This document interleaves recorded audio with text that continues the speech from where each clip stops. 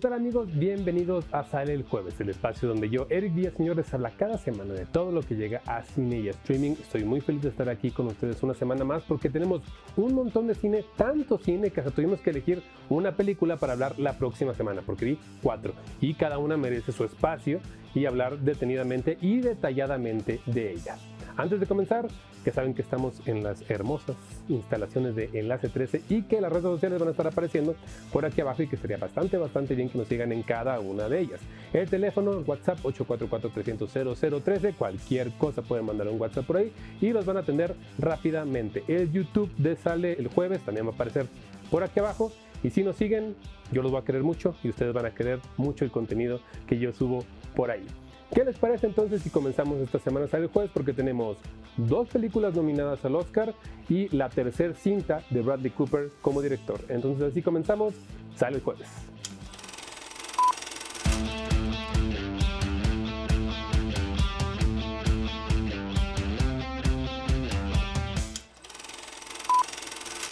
Y comenzamos esta semana, Sale el Jueves, platicando de Amélie y los secretos de la lluvia, o voy a intentar decirlo en francés, no sé hablar francés. Amélie et la métaphysique des tubes, o la metafísica de los tubos. O en inglés le pusieron Little Amélie. Una película franco-belga o franco-japonesa, depende qué fuente busques, te va a decir que es francesa y belga o francesa y japonesa. Una cinta estrenada en 2025 que rápidamente llamó la atención de todo el público, porque una manera tan artesanal de hacer cine de animación no siempre se ve, y aparte que tiene un tono muy íntimo, delicado, poético, muy honesto, muy directo y muy honesto, que se aleja muchísimo de lo que conocemos generalmente como el cine de animación. Sabemos que cuando hablamos de cine de animación, y nos cansamos de repetirlo una y otra vez, no necesariamente estamos hablando de un cine infantil, es un cine que puede contar un montón de historias para un montón de lados. Esta vez tenemos una tipo de adaptación que no es una adaptación tal cual, pero toma la historia de la autora francesa Amélie Nothomb y su libro Metafísica de los tubos, y cuenta cómo ella crece en Japón como una chica de Bélgica y poco a poco tiene que ir descubriendo su vida y su mundo para desarrollarse como persona. Esta es una película dirigida por Maëlys Bayade y Lian Chou-han, que ya dijimos, nominada al Oscar como mejor película animada, obviamente, y que hay que decirlo también, ¿por qué no? Está producida, o una de las productoras, es la mexicana Nidia Santiago. Entonces también deberíamos sentirnos muy orgullosos de que esta cinta representa, de cierto modo, a México también. Y también, al hablar de diferentes culturas, creo que siempre está bien hablar de México y mencionarlo como un lugar en el que entendemos o vemos el cine de una forma muy exacta en la que este tipo de historias nos llegan. ¿Por qué? Porque nos sentimos tal vez extranjeros hasta en nuestro propio país. Antes de entrar a ahondar en la película, ¿qué les parece si vamos con una pequeña sinopsis? La película nos narra la infancia de Amélie, una niña belga que vive en Japón y que durante sus primeros años permanece en un estado casi inerte, desconectada del mundo que la rodea. Su despertar llega a través de experiencias sensoriales ligadas a la naturaleza, el chocolate y el vínculo con su niñera, Nishio-san. A los 3 años, Amélie se enfrenta por primera vez a la pérdida y a la complejidad emocional de la existencia, y cómo esto hace que entienda al mundo que la rodea. El guión, como ya dijimos, bueno, no hemos dicho, pero es de parte de los directores están en el guión, pero hay un montón de guionistas: Lian Chou-han, Eddie Noel, Aude Pai y Maëlys Bayade, también la otra persona que está ahí dirigiendo, que narran de una forma muy minimalista, pero fantasiosa al mismo tiempo, una historia de una niña que, como no puede expresarse, en un principio no sabe hablar, obviamente es un bebé, cree que de una cierta forma u otra ella es Dios. Y este concepto de decirnos que Dios es uno y está en todos, creas o no en la religión, eso es punto y aparte, es bastante interesante porque evoluciona conforme la cinta va avanzando. Me recordó mucho en una parte del guión, sobre todo al principio, una pequeña escena, un pequeño fragmento de V de Venganza, cuando esta chica que está encarcelada sale y por fin siente la lluvia y dice: mi abuela decía que todos estamos, que Dios está en la lluvia.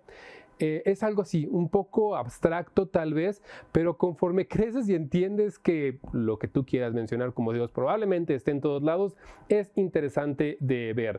No es que aquí no haya grandes conflictos ni que el guión no los tenga, los hay, pero en un contexto muchísimo más íntimo y en una forma en la que los 3 actos de la cinta nos cuentan cómo esta niña va creciendo y va entendiendo el mundo que la rodea y la forma en la que los sentidos que ella va agudizando conforme crece, la hacen también ver o abstraer de una forma distinta toda la materialidad que hay alrededor de ella. Eso es bastante interesante de ver y la forma en la que concluye la historia o concluye también el guión nos lleva a una reflexión muy interesante en la que entendemos que somos un pequeño grano en este vasto, vastísimo mundo.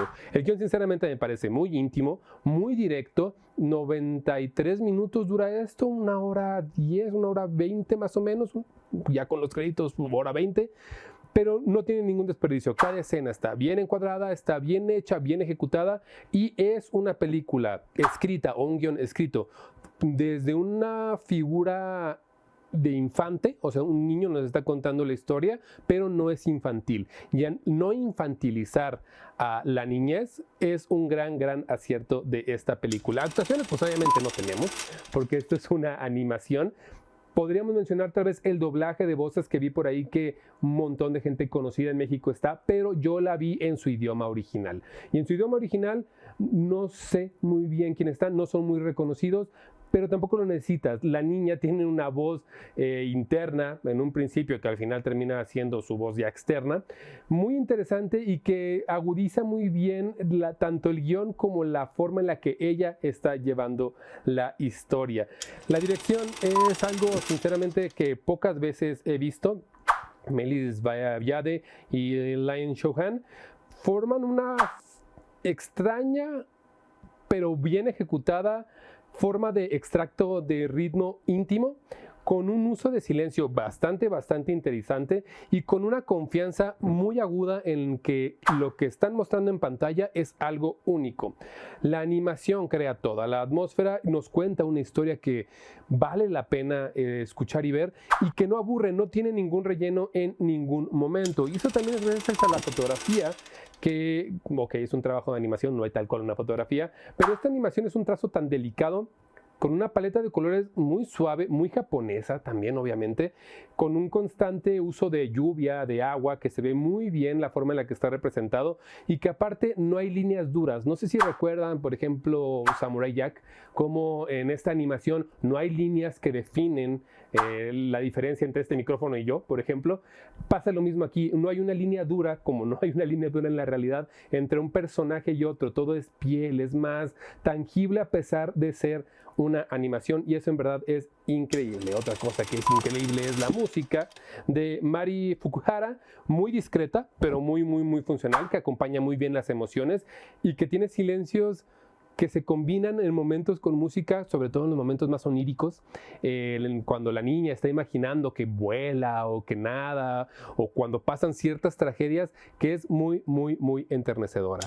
Antes de una calificación, si en algún momento de tu vida sientes que tuviste una infancia que ahora no recuerdas muy vívidamente y que se te borró en alguna parte de esa historia o de la forma en la que ibas contando tu historia, creo que esta película te puede llegar a hacer entender por qué pasó eso y a juntar ciertas piezas, y eso es un valor muy grande que tienen este tipo de cintas. Si a mí me preguntaran cuál película se merece el Oscar a mejor cinta animada, si las K-Pop Demon Hunters o esta o la película de Arco, para mí creo que Amélie se la debería de llevar. Mi calificación es un 9.0, cerrado, pero muy bien. Tal vez solamente le bajo un punto porque me hubiera gustado que se extendiera un poco más, pero soy sincero, voy a leer la novela para ver si sí termina un poco igual o si obviamente había muchísimo más por ahí.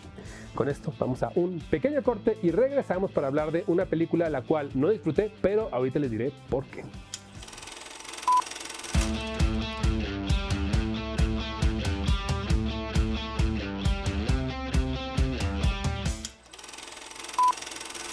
Y estamos de regreso aquí en Sale el Jueves porque tenemos que platicar de la película La voz de Hind Rajab, un docudrama tunesio-francés, es de Túnez y de Francia, que nos demuestra que el cine muchas veces también sirve para exponer una realidad, para hablar de esa forma en la que muchas personas viven inmersos en violencia sin siquiera quererlo, sin pedirlo y sin ninguna responsabilidad, y cómo la vida continúa lamentablemente y hay personas que intentan ayudar para que esto no pase, pero sigue y seguirá pasando.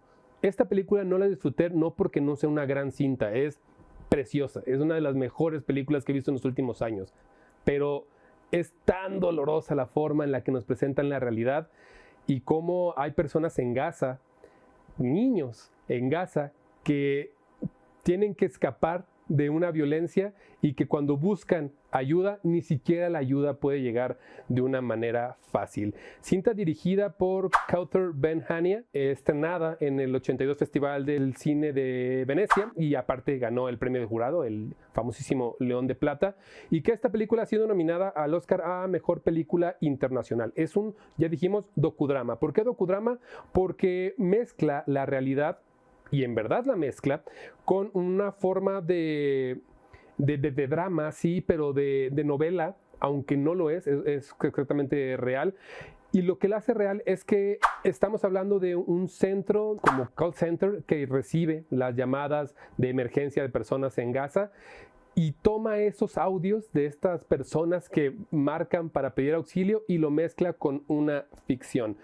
Como ya dije, para esto es el cine, no todo se trata de ser algo disfrutable. A veces hay que ver cosas sumamente crudas que te van a arrebatar toda esperanza, pero que también sirven como un homenaje a las víctimas y un recordatorio de que no estamos tan lejos de que esto pueda llegar a pasar en cualquier parte del mundo. Esperemos que obviamente no suceda, pero que podría pasar, y si nos hacemos conscientes de ello, no es que vayamos a cambiar algo, no es que esta película vaya a cambiar algo, pero exponer el tema es sumamente necesario. Vamos con una sinopsis. La historia nos cuenta a voluntarios de la Media Luna Roja Palestina que reciben una llamada de emergencia de una niña de 6 años llamada Hind Rohab, que está atrapada en un coche bajo el fuego en Gaza, suplicando que la rescaten. Mientras tratan de mantenerla en la línea telefónica, hacen todo lo posible por enviar una ambulancia y salvarla, en medio de un contexto de guerra y bloqueos que complican cada minuto la operación. Este guión está hecho por el mismo director, Kauter Ben-Hania, y que se basa de forma directa en este hecho real. Podrían haber tomado más, pero nos enseñan solamente este ejemplo como un tal cual crisol, un espejo de lo que pasa en todos lados en Gaza.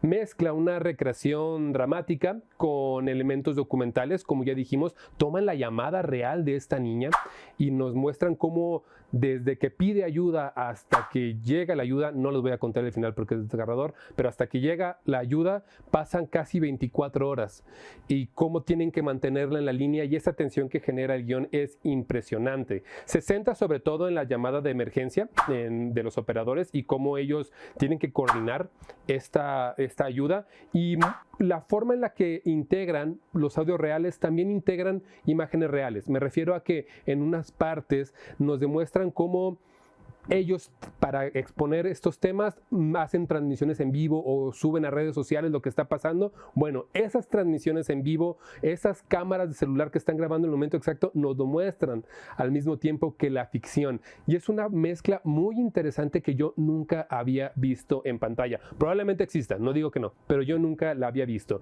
Y el guión es eso, es crudo, es revelador, es corto, dura 1 hora y media, pero no tiene desperdicio, y creo que cada una de las escenas que está escrita está bien ejecutada para que no apele al sentimentalismo o a la tristeza barata y churra, sino a la realidad que puede ser la desgracia de una guerra. De actuaciones, como ya dijimos, docudrama, o sea, sí hay actuaciones. Está, discúlpeme si no digo bien los nombres, son nombres en árabe, no los puedo mencionar bien. Saya Kilani, Motaz Madjes, Amer Hlel y Clary Cody. Cada uno de ellos obviamente hace como a un operador. No vemos la interpretación de esta niña que hace la llamada. Afortunadamente hay mucho respeto hacia eso. Solo escuchamos su voz real. Pero la interpretación de los voluntarios de la Media Luna Roja, que son este call center, muestran un compromiso emocional muy, muy duro, muy dramático, muy realista también, y con un enfoque híbrido en el que creo que también tienen un respeto hacia lo que están mostrando al interpretar a cada uno de estas personas del call center, al director, a la chica que se quiebra, que está intentando mantener a la línea, al que está luchando para que la ambulancia llegue a donde tiene que llegar. Cada uno de ellos saben perfectamente que estudiaron al personaje porque físicamente se parecen cuando nos muestran la realidad y luego lo que es la ficción. Es un empate muy, muy, muy interesante. Y ese empate es gracias a la dirección de Conrad Benhania, que mantiene un estilo así sobrio, tal vez, muy enfocado en la experiencia humana y a la urgencia de escuchar de viva voz lo que está pasando en un contexto de violencia, que además de ser directo y de combinar estos elementos, como ya dijimos, con un tono muy, muy íntimo, nos recuerda que la forma en la que podemos también exponer estas cosas como en cine no tienen que ser tal cual una película hollywoodense o el típico Estados Unidos tratando de ser el héroe del día. No es necesario, puede hacerlo de una forma diferente. Y eso también es gracias a la fotografía, que si bien vemos el 90% de toda la película en el call center, las partes que mezclan con el documental hacen que todo parezca real. Hasta lo dramático o las formas en las que se hizo esta crestomatía podría ser. Todo se ve muy, muy, muy real, con sensaciones muy claustrofóbicas en el que nos sentimos inmersos y es una tensión que de principio a fin no te va a dejar de ver la pantalla. O sea, vas a querer estar pegado a lo que está sucediendo y aunque tal vez sepas cómo va a terminar la película, la fotografía hace que se combine esta realidad y ya pasando casi al tercer acto, todo se vuelve muchísimo más un documental. La música, que hay poca, pero la hay, de Amin Bouhafa, acompaña la narrativa sin ser protagonista en ningún momento. Nunca es protagonista, jamás, solamente tal vez al final, pero todo es muy silencioso y ese silencio se agradece. Antes de ir a una calificación, la sala de cine a la que yo fui a ver esta película, había a lo mucho 15 personas, pero yo nunca había escuchado, porque el silencio también se escucha, un silencio tan sepulcral como el que sentí al terminar de ver esta película. Todos nos quedamos tratando de asimilar lo que vimos, de entender que no era una ficción, que nadie inventó esta historia, que esta historia sí sucedió, que la voz de la niña que escuchamos pidiendo auxilio sí pasó. Y eso fue para mí desgarrador. Mi calificación es un 9.3, una de las películas más fuertes que he visto en los últimos años. Por favor, si tienen la oportunidad de verla, vayan a verla. Creo que debería ganar el Oscar a Mejor Cinta Internacional, más que Sirat, muchísimo más que, bueno, no, Overchoice no llegó, pero la otra película, híjole, se me fue el nombre, fue solo un accidente. Esta película creo que se merece muchísimo más esta película, el Oscar, entonces vayan a verla, por favor. Con esto vamos a un pequeño corte y esperemos cambiar el tono para hablar de una tercera cinta, que también es la tercera cinta del director Bradley Cooper como director.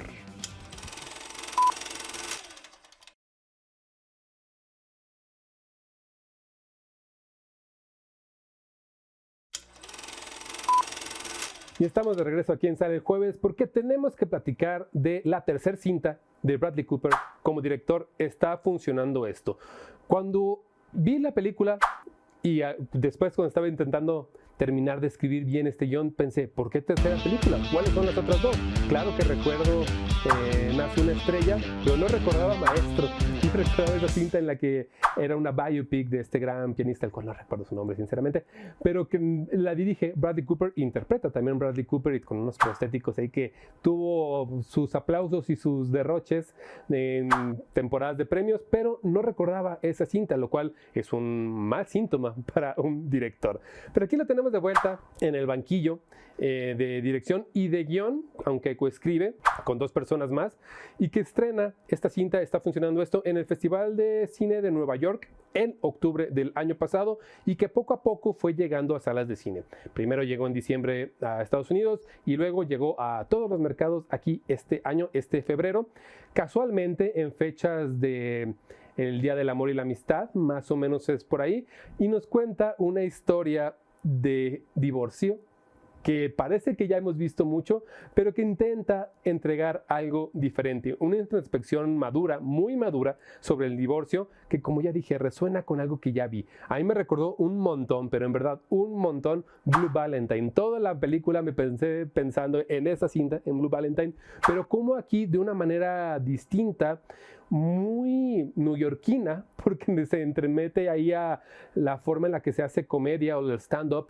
en Nueva York, y cómo con esta manera de intentar hacer catarsis con comedia tiene la forma nuestro personaje principal de salir bien o no librado de este divorcio. Recordemos que la comedia, no es que esta película sea comedia, pero me refiero a que la película habla un poco de comedia.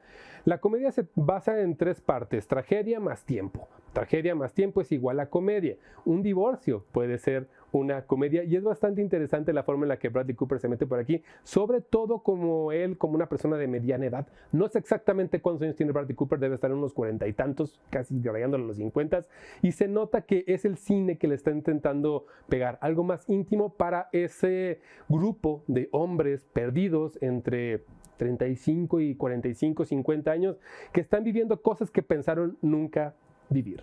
Pero ahora sí, vamos con una sinopsis. Mientras su matrimonio se desmorona silenciosamente, Alex, un hombre de mediana edad, enfrenta un divorcio inminente.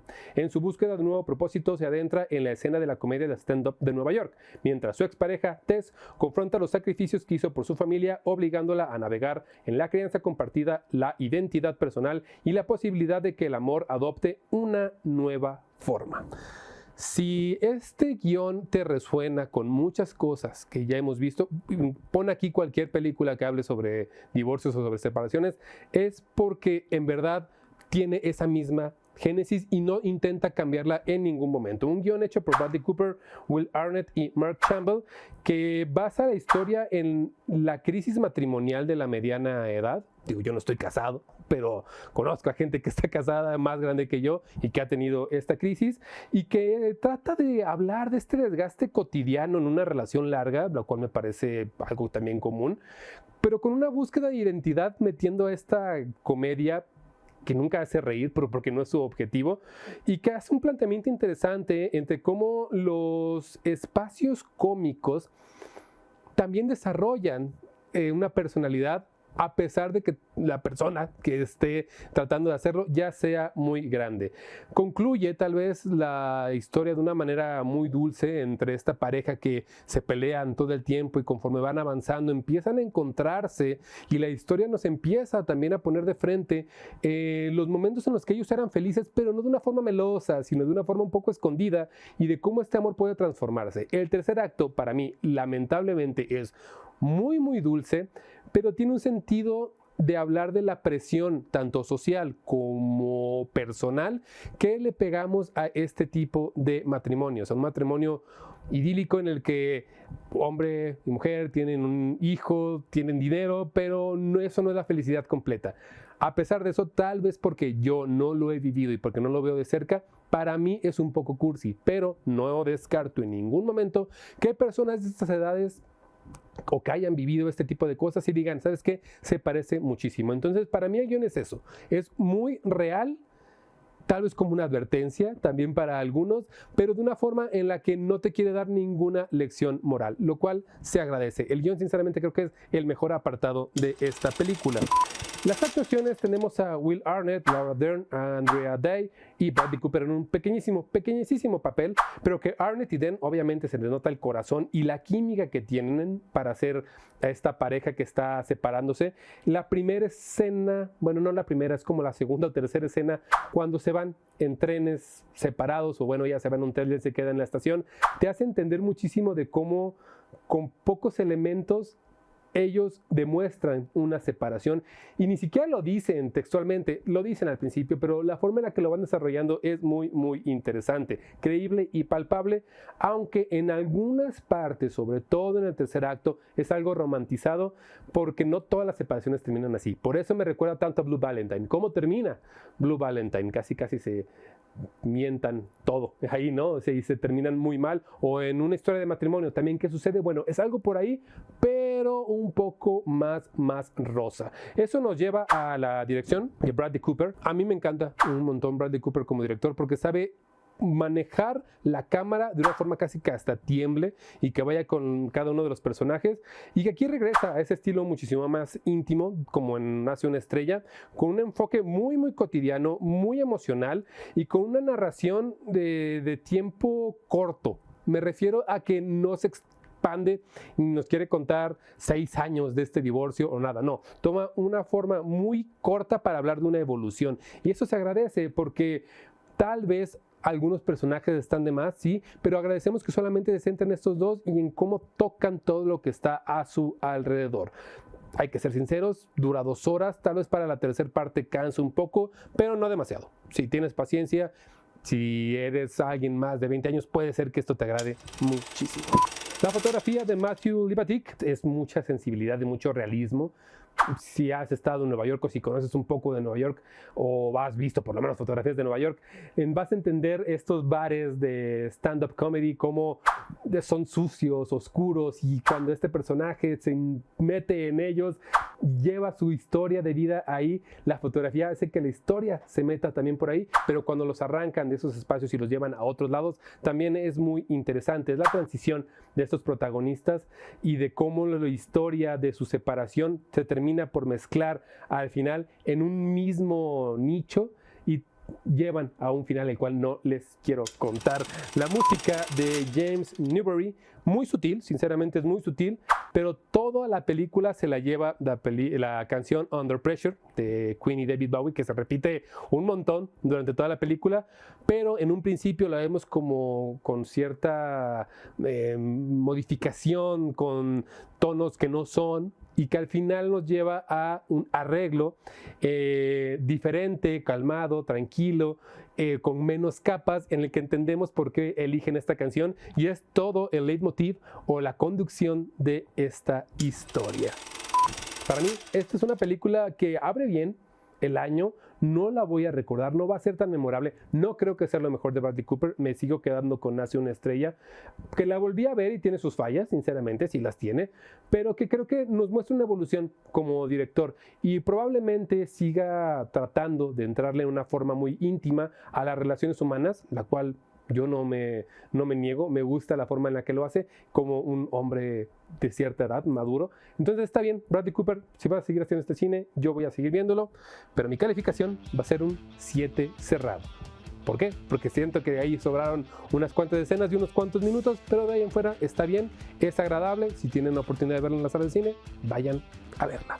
Con esto terminamos una semana más, sale el jueves. Muchísimas gracias por estar aquí conmigo y también porque a Enlace 13 nos preste este hermoso lugar. Ya saben que tenemos que seguirlos en redes sociales, síganos, aquí van a estar apareciendo cada una de las redes sociales, el teléfono 844-800-0013, un mensaje en WhatsApp por ahí, pueden atenderlo rápidamente. Y también sale el jueves en YouTube, va a aparecer por aquí abajo. La próxima semana hablaremos de la película que descartamos esta semana para la próxima. Es la nueva de Osgood Perkins, Líbralos del mal, que no sé por qué le pusieron Líbralos del mal, pero bueno, ya hablaremos de eso la próxima semana. Entonces, para dejarlos picados, vayan viendo cine de Osgood Perkins y ustedes y yo tenemos una cita por acá el próximo jueves.